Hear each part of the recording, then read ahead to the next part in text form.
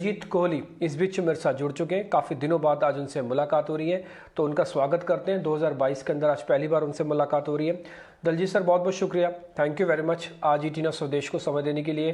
पहले तो आपको और आपके पूरे परिवार और आपकी पूरी टीम को ये साल 2022 की बहुत बहुत शुभकामनाएं सर। मैं शुभकामनाएं दे भी रहा हूँ और शुभकामनाएं आपसे लेना इसलिए भी चाहता हूँ कि 2022 के अंदर हमको ट्रेड कैसे करना है, अगर आप हमको बताएंगे तो हमारे लिए आसान हो जाएगा, सरल हो जाएगा। क्योंकि 2021 के अंदर तो क्या हो रहा था ना, अगर आप गलती से भी किसी भी शेयर में जा रहे हैं तो आप प्रॉफिट तो लेके आ ही रहे हैं, लेकिन शायद 2022 उतना लकी ना हो सबके लिए। तो कैसे करें ट्रेड? Good afternoon. सबसे पहले आपको और आपकी पूरी टीम और सभी दर्शकों को हमारी तरफ से नए साल की बहुत बहुत शुभकामनाएं। हम आशा करते हैं कि सब लोग इस साल में स्वस्थ रहें, ठीक ठाक रहें। सबसे पहले तो वो जरूरी है, और उसके बाद बहुत पैसा बनाएं इस मार्केट में। जहाँ तक आपने कहा कि हाँ, ये बात बिल्कुल सही है कि 21 वॉज वेरी इजी है, बहुत आसान से आप कुछ भी कर रहे थे, क्योंकि मार्केट ट्रेंडिंग था। तो आप जो भी खरीद रहे थे वो आपको हमेशा ऊपर मौका मिल रहा था बेचने का, और प्रॉफिट बना पा रहे थे। जब भी हमने देखा है कि इस तरीके का 1-1.5 साल 2 साल जब भी मार्केट में निकलता है, तो पास्ट हिस्ट्री भी ये बताती है कि उसके बाद वाला जो साल होता है वो डिफिकल्ट होता है। क्यों होता है? क्योंकि ऑब्वियसली सब लोग उस ट्रेंड में ऑलरेडी रम चुके हैं। तो नेचुरल बात है कि मार्केट कभी भी जो चीज सब लोग एक्सेप्ट कर रहे हैं, जो चीज कंसेंसस है, उसको रेयरली फॉलो करता है। तो पहली चीज हमें ये समझनी चाहिए कि अभी 22 में जो हमारा इजी मनी वाला पार्ट था वो खत्म हो गया। दूसरा जो बहुत सबसे बड़ा चेंज आया है वो एक्चुअली 13 साल के बाद चेंज आया है। तो हम देखें तो 2008 तक वर्ल्ड के सभी सेंट्रल बैंक्स, यूएस फेड हो या हमारे सेंट्रल बैंक आरबीआई हो, सब लोग एक रेट टाइटनिंग में जा रहे थे। सबके इंटरेस्ट रेट्स ऊपर बढ़ते थे हर बार पॉलिसी में, और लिक्विडिटी कम थी। 2008 का जो क्राइसिस आया उसके बाद से लेके अब तक 2021 तक सभी सेंट्रल बैंक्स ने पूरी तरह से पैसा खोल के बांटा, मतलब मनी प्रिंटिंग किया।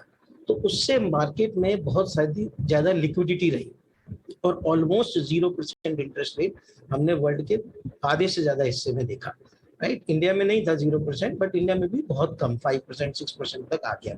सो इसका मतलब ये हुआ कि बहुत ज्यादा लिक्विडिटी अवेलेबल थी, और एसेट क्लासेस में इसलिए फिर पैसा कहाँ जाएगा, तो इक्विटी में सबसे आसान तरीका होता है पैसा डालने का। तो इसलिए हम देख रहे थे कि इक्विटीज में मार्केट बहुत चल रही। हम ये नहीं कह रहे हैं कि सिर्फ लिक्विडिटी की वजह से मार्केट चल रही थी, बट लिक्विडिटी का एक बहुत बड़ा हाथ था, और आपके पास पैसा अवेलेबल है तो you can chase a smaller number of stocks with larger quantity of money. वो हो रहा था। अब जो चेंज आ रहा है वो पहली बार 13 साल के बाद यूएस फेड ने अब बोला है कि हम मार्च के बाद रेट बढ़ाने की कोशिश करेंगे। अभी बढ़ाएंगे नहीं बढ़ाएंगे, कितना बढ़ाएंगे वो बात की बात, बट ऐसा इंडिकेशन दिया है कि अब रेट बढ़ने चाहिए, ऐसा ही। और दूसरा बोला है कि हम लिक्विडिटी कम करेंगे, क्योंकि अगर हम देखें तो पिछले 5 साल में जितना पैसा प्रिंट किया था यूएस ने, उतना 5 महीने में कोविड के प्रिंट कर दिया। और एक अनुमान हम देखें तो ये कोविड को फाइट करने के लिए वर्ल्ड ने $20 बिलियन का खर्चा किया है, जो वर्ल्ड वॉर 2 के टाइम से भी ज्यादा खर्चा है। तो इस तरीके का जब पैसा बाजार में था तो ऑब्वियस है आसान था पैसा बनाना। अब ये सब चीजें रिवर्स हो रही। जब रिवर्स होगा तो ट्रांजिशन फेज में हमेशा मार्केट कंसोलिडेट करेगा, बहुत सारी चीजें वहां पर चेंज होंगी, जो सेक्टर रोटेशन होगा, जो ग्रोथ सेक्टर्स थे, जो मोमेंटम सेक्टर्स थे, वहां से पैसा निकलेगा, और कुछ वैल्यू बाइंग में, कुछ छोटी दूसरी कंपनियों में जहां कुछ ट्रिगर पॉइंट्स होंगे वहां जाएगा। तो हमारा ये मानना है कि 2022 में शायद ओवरऑल इंडेक्स लेवल पे बहुत बड़ी चीजें ना दिखे, लेकिन हाँ, आपके पास मौके मिलेंगे कंपनी स्पेसिफिक काम करने के लिए। और इनफैक्ट जो आपने बोला कि इस साल ही, अब 22 में तो हमारे जैसे लोगों की जरूरत पड़ी, क्योंकि 21 में तो कोई भी कुछ भी खरीद रहा था, सब चल ही रहा था। इनफैक्ट हम लोग उसमें शायद पीछे रह रहे थे, क्योंकि बहुत सारे अगर आप देखेंगे तो भंगार कैप भी बहुत सारे चल रहे थे, बट अब वो नहीं होगा शायद। तो इसके लिए अब आगे चल के जो है हमें कॉशन से, हमें specific to stock, specific to company, उन पे व्यू रखना होगा, और अगर वहां कुछ ट्रिगर्स आएंगे तो वो हमें एक अच्छे मौके कम के देंगे। नेट नेट स्टॉक, अल्टीमेटली तो हम स्टॉक ही खरीदते हैं, मार्केट तो कुछ करते नहीं। तो स्टॉक अगर हमारा राइट चॉइस होगी और राइट सेक्टर होगा तो हम अच्छा पैसा बनाएंगे।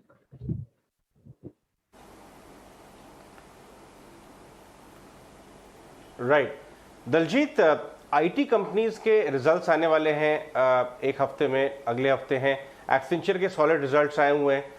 आपको आईटी में कौन से स्टॉक्स अच्छे लगते हैं, ये बात देखते हुए कि पूरे बाजार को मालूम है कि रिजल्ट्स बहुत अच्छे होंगे, आपको यहाँ से भी थोड़ा जूस और नजर आता है क्या इसमें? जी हाँ, तो आईटी पे हमारा पॉजिटिव व्यू बना हुआ है। पिछले साल भी वो हमारा टॉप परफॉर्मिंग सेक्टर था और इस साल के लिए 22 के लिए भी हमने अपने नोट में भी लिखा है कि हम उसको टॉप परफॉर्मिंग सेक्टर मानते हैं और वहाँ पर अपॉर्चुनिटी अक्रॉस द बोर्ड है। तो बड़ी कंपनियां भी हैं, छोटी कंपनियां भी हैं। हमने 22 के लिए 3 कंपनियां चूज करी हैं। एक टीसीएस हमारे प्रेफर्ड पिक में है ऑलरेडी, और एचसीएल टेक को हमने 22 के पिक्स में डाला है। लेटेंट व्यू एनालिटिक्स, वो भी आईटी या डिजिटाइजेशन का कह सकते हैं, और हैप्पीएस्ट माइंड, ये 3 कंपनियों को हमने 22 की टॉप पिक में डाला है। बट अदरवाइज हमारे पोर्टफोलियो में केपीआईटी, मैस्टेक, परसिस्टेंट, बिरला सॉफ्ट, लगभग ये सभी कंपनियां हैं डिफरेंट डिफरेंट पोर्टफोलियो स्कीम्स।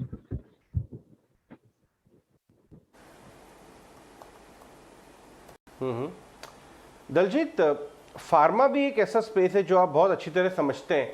एक व्यू ये आ रहा है कि ये जो रिस्क ऑन रैली शुरू हो गई है फाइनेंशियल्स में, ऑटोज में भी सेलेक्ट, तो इस समय बैकसीट ले सकता है फार्मा। लेकिन दूसरा व्यू ये है कि अगर 2022 पूरा ऐसा साल एक डिफेंसिव साल निकलता है तो सेलेक्ट फार्मा स्टॉक्स अच्छा कर सकते हैं।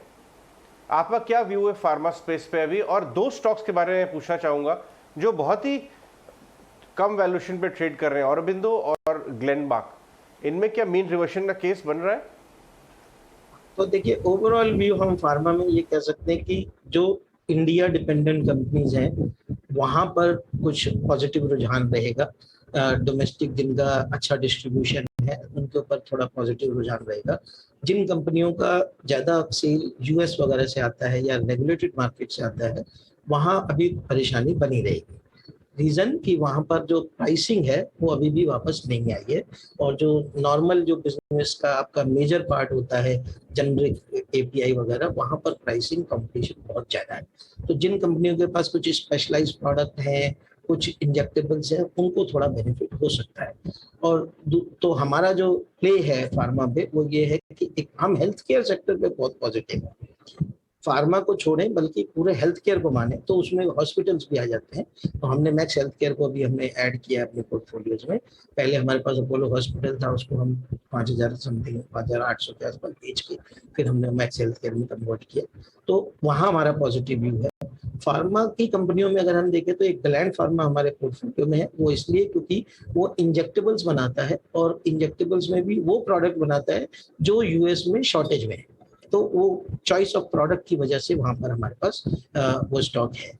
आपने स्पेसिफिकली पूछा कि ऑरोबिंदो फार्मा और ग्लेनमार्क पर, तो ऑरोबिंदो फार्मा हमें लगता है कि एक अच्छा वैल्यू पिक है, और यहाँ पर काफी बड़ा वैल्यू अनलॉक हो सकता है जब ये भी अपना इंजेक्टेबल बिजनेस डीमर्ज करेंगे। जो पिछले इन्होंने अनाउंस तो किया है पिछले 3-4 महीने से, लेकिन उस पर एक्शन कैसे होगा, कब होगा, उसके ऊपर डिपेंड करेगा। और वैल्यूएशन वाइज बहुत चीप है, तो इनका भी इंजेक्टेबल बिजनेस जो है बहुत अच्छा काम कर रहा है और बिंदु में वैल्यू है। स्टॉक हमेशा से अंडर वैल्यूड रहता है और थोड़ा उनके गवर्नेंस के इश्यूज की वजह से उसको वैल्यूएशन मल्टीपल कम मिलता है। लेकिन मुझे लगता है कि जब ये डीमर्जर हो जाएगा तो काफी क्लैरिटी आ जाएगी। और जो ग्लेनमार्क पे हमारा व्यू न्यूट्रल से नेगेटिव कह सकते हैं, बिकॉज वहां पे हमें एक ही इशू रहता है कि पिछले कई साल से मैं उसको देख रहा हूँ, जो डेट था वो डेट बनाई रहता है, वो कभी घटता ही नहीं। तो आई डोंट नो वो कितनी बार उसके लिए बहुत कुछ कर चुके हैं, but somehow it has not work. तो ग्लेनमार्क पे हमारा व्यू नेगेटिव रहेगा। But Aurobindo I think is a good value, though it is not a part of our portfolio. Daljeet, interesting. हाँ, इंटरेस्टिंग आप ये बात बता रहे हैं। एक चीज़ आपसे और समझनी थी। एक्चुअली क्या होता है ना, जब मार्केट्स के अंदर इस तरह के लेवल्स आते हैं तो कई लोग ना वैल्यूएशंस वाला क्वेश्चन उठाने लगते हैं कि देखिए मार्केट वैल्यूएशन थोड़ी महंगी है, और होती भी है और वैल्यूएशन करेक्ट भी होती है। अगर मैं दलजीत से ये पूछूं कि 2022 के अंदर कोई ऐसे शेयर जो वैल्यूएशन के टर्म्स में आपको बहुत महंगे लगते हैं, आप नहीं खरीदेंगे, वो शेयरों के नाम भी बता दीजिए। दलजीत कोहली 2022 के अंदर इन शेयरों को नहीं खरीदेंगे बिकॉज ऑफ वैल्यूएशन, वो शेयर कौन से हैं? देखिए वैल्यूएशन वाइज तो अभी बहुत सारे स्टॉक ऐसे हैं जो 90 के मल्टीपल पे 100 के मल्टीपल पे चल रहे हैं। वो मल्टीपल्स हमने पिछले 25 साल में तो कभी सुने भी नहीं थे, सोचे भी नहीं थे। तो वैसे तो बहुत सारे स्टॉक है, बट अभी क्या मार्केट का तरीका बदल गया है and we have to change with that. दूसरी चीज, अच्छा आपने पॉइंट उठाया तो मैं आपको एक बात बताऊं कि हम लोग नॉर्मली यहाँ स्टॉक एक्सचेंज में कैंसिल मॉडल फॉलो करते हैं, जो विलियम ओनील का मॉडल है। और विलियम ओनील की एक थ्योरी है कि which is contrary to normal theory. लोग कहते हैं कि buy cheap and sell high, तो विलियम ओनील बोलते हैं कि buy high and sell higher. तो चढ़ती हुई मार्केट में चढ़ो और ऊपर जाके बेचो। तो उसमें मेरे ख्याल से ये वैल्यूएशन का कुछ रोल ज्यादा रहता नहीं है, क्योंकि वहां पर मोमेंटम और ग्रोथ और वो सब चीजें काम करती हैं। तो आई गेस अभी वो मार्केट का माहौल भी उसी टाइप का है। आप देख रहे हैं, अगर वैसा रूल होता तो जो लॉस मेकिंग कंपनी है वो तो कभी आती ही नहीं। तो अभी तो वही सब चल रही है, और हमारे भी पोर्टफोलियो में कुछ में है, जैसे लेटेंट भी हमने बात किया, एमटार टेक्नोलॉजीज हमने दिया है 2022 के लिए। तो ये सब स्टॉक तो 20 टाइम सेल्स 25 टाइम सेल्स पे चल रहे हैं। तो वैल्यूएशन वाइज कहीं पे भी जस्टिफिकेशन नहीं है, बट आई थिंक अभी मार्केट का नजरिया बदल गया है और उसके हिसाब से ही हम जो स्टॉक सिलेक्शन कर रहे हैं।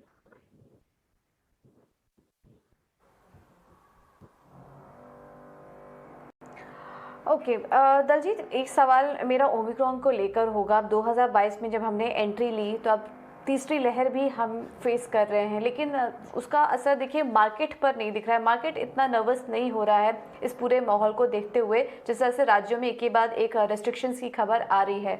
अगर मार्केट पॉइंट ऑफ व्यू से बात करें तो इस पूरे मामले को आप कैसे देख रहे हैं? कितना इम्पैक्ट और कितना डैमेज पड़ सकता है मार्केट पर, या फिर इसको इस तरीके से देखें कि ये रेस्ट्रिक्शन मदद करेगा, एटलीस्ट हम आने वाले डैमेज से बच सकते हैं? आपका क्या व्यू बन रहा है?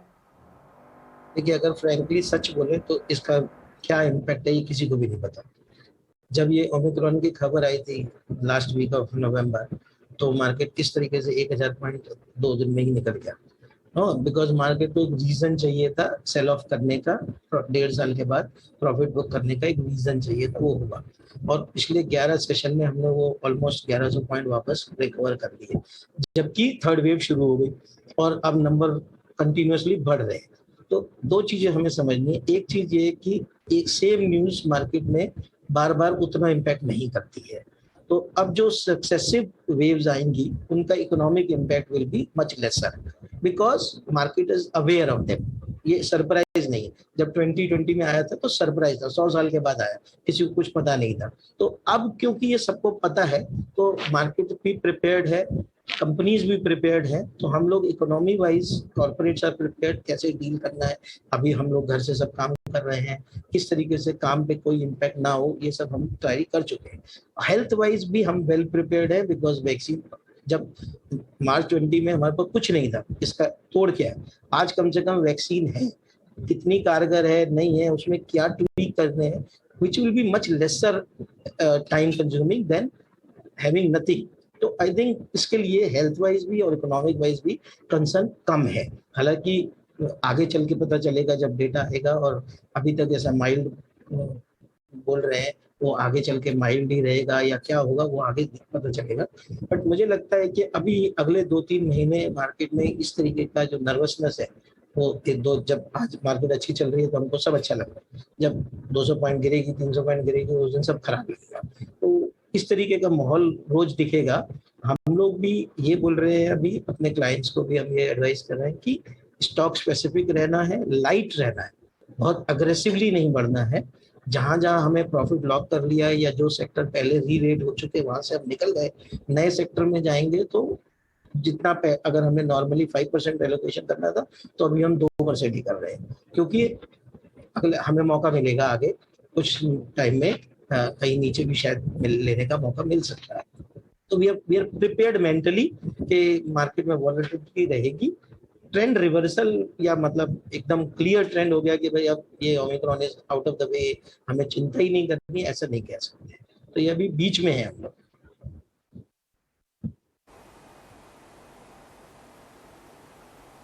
ओके, एक आखिरी सवाल दलजीत, पावर स्टॉक्स में काफ़ी ज़बरदस्त मूवमेंट देखने को मिल रहा है। एक क्वेश्चन ये भी उठ रहा है कि जो इलेक्ट्रिसिटी एक्ट है उस पर कुछ कदम उठा सकती है सरकार, और उससे पावर जनरेशन और डिस्ट्रीब्यूशन कंपनीज में काफ़ी री-रेटिंग की पॉसिबिलिटीज है। आपने इस स्पेस को स्टडी किया है क्या? पावर ग्रिड, एनटीपीसी, ये कंपनीज रिन्यूएबल्स की तरफ भी काफ़ी बड़े कदम उठा रही है। आपने कुछ एनालाइज किया है क्या इनको?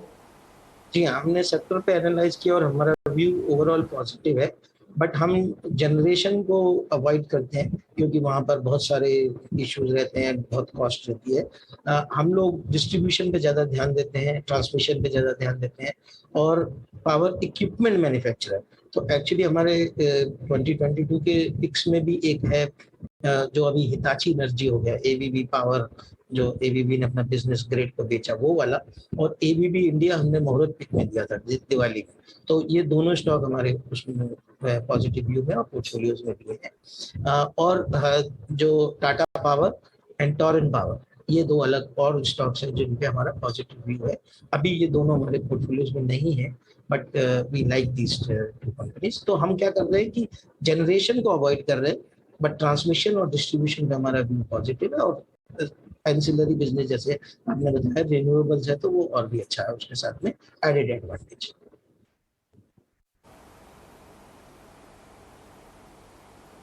राइट, ऑल राइट दलजीत, आज हमारे साथ शो में जुड़ने के लिए बहुत बहुत धन्यवाद। ये थे दलजीत कोहली, हमसे बात कर रहे थे बाजार की और डिफरेंट एरियाज ऑफ द